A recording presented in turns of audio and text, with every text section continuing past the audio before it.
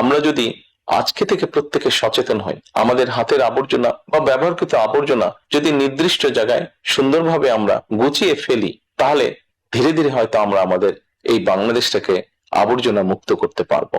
পরিচ্ছন্ন দেশ গড়তে দেশবাসীর সহযোগিতা চেয়েছেন প্রধানমন্ত্রী তারেক রহমান। সোমবার ফেসবুকে এক ভিডিও বার্তায় তিনি এই সহযোগিতা চান।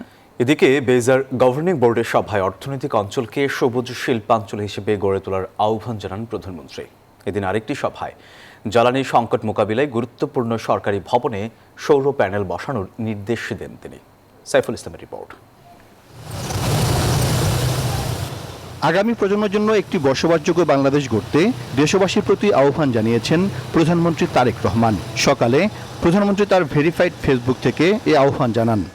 আমরা যদি আজকে থেকে প্রত্যেকে সচেতন হই, আমাদের হাতের আবর্জনা বা ব্যবহারকৃত আবর্জনা যদি নির্দিষ্ট জায়গায় সুন্দরভাবে আমরা গুছিয়ে ফেলি, তাহলে ধীরে ধীরে হয়তো আমরা আমাদের এই বাংলাদেশটাকে আবর্জনা মুক্ত করতে পারবো, সুন্দর একটি পরিবেশ গড়ে তুলতে পারবো। দেশটা তো আমাদের সকলের। আমরা সকলে মিলে যদি চেষ্টা করি, সকলে মিলে যদি একটু একটু করে করি, তাহলে আমরা বড় কিছু করতে সক্ষম হব। প্রিয় দেশবাসী, আপনাদের কাছে আজকে এই সহযোগিতাটা আমি চাইছি।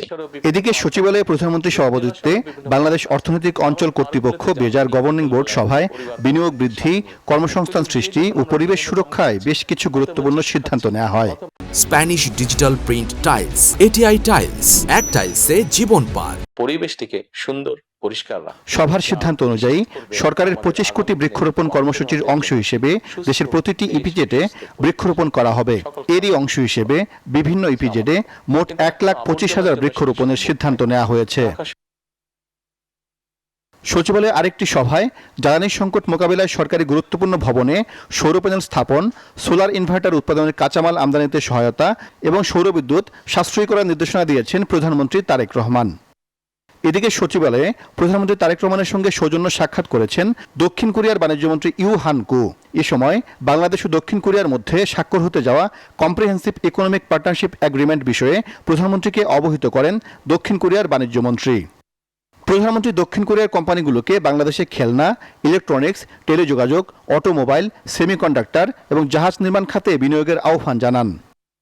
সাইফুল ইসলাম, নিউজ 24, ঢাকা।